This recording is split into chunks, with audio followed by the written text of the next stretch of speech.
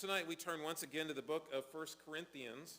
So we'll be looking at 1 Corinthians chapter 10, the first 22 verses. 1 Corinthians 10, 1 through 22.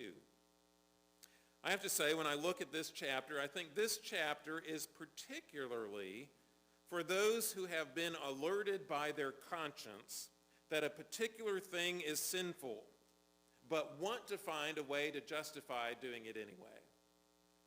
You see, that's the situation here in Corinth. There are those who have understood that participation in idolatry is wrong, but because they know the teaching that idols really don't exist, they're really nothing, as Scripture teaches, they thought it would be okay to participate in idolatrous feasts in pagan temples. For the Corinthians, it was this participation that they were asking questions about.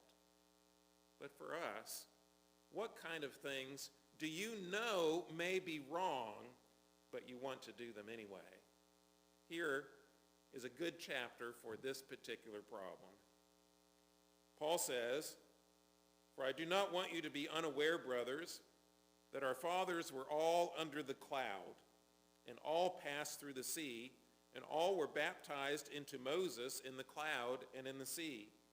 And all ate the same spiritual food, and all drank the same spiritual drink.